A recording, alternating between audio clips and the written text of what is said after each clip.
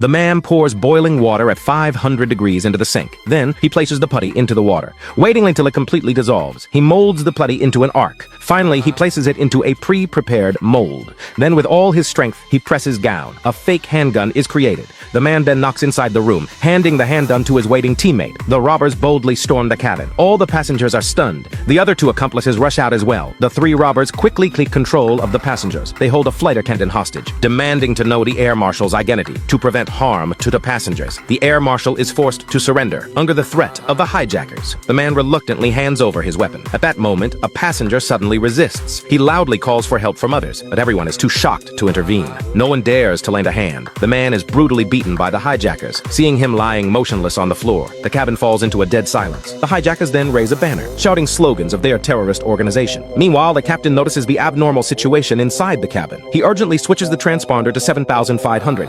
Air traffic control quickly becomes aware of the plane's condition. But at this moment, a passenger's attempt to film the events is discovered. In order to better control everyone on board, the hijackers not only confiscate their phones, but also gather all passengers in the economy class section. The hijackers then once again take a flight attendant hostage, demanding that the captain open the cabin door. But they are met with refusal. The hijackers are left with no choice. They can only request the government to release their leader via phone. However, what no one expected is that there is not only one group of hijackers on board. The man's furtive glance suggests he may already know the flight attendant. Their target this time is the $12 billion worth of diamonds hidden on the plane. This cargo was specially commissioned by Minister Perodo from the Middle East to ensure its safe transport back to their home country. They'd implemented triple security measures for this diamond-studded phone. First, they have a trusted delivery person. Next, they split the password into two parts, with the minister and the security company each holding one part. The safe can only be opened after successfully entering both parts of the password.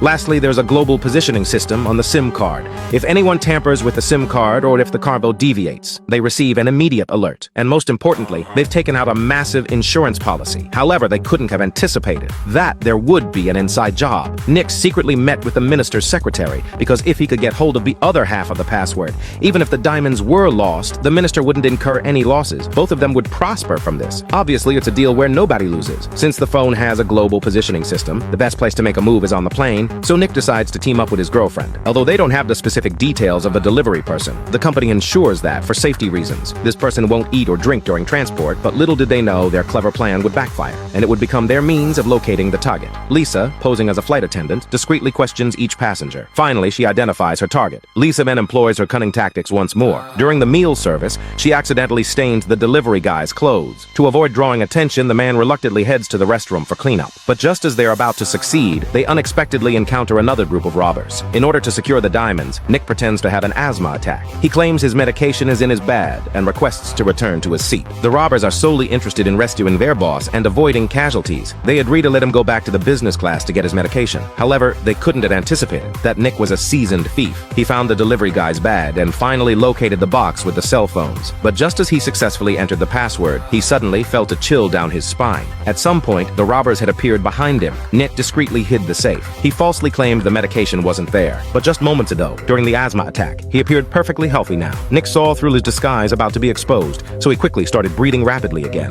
But how could he deceive them twice?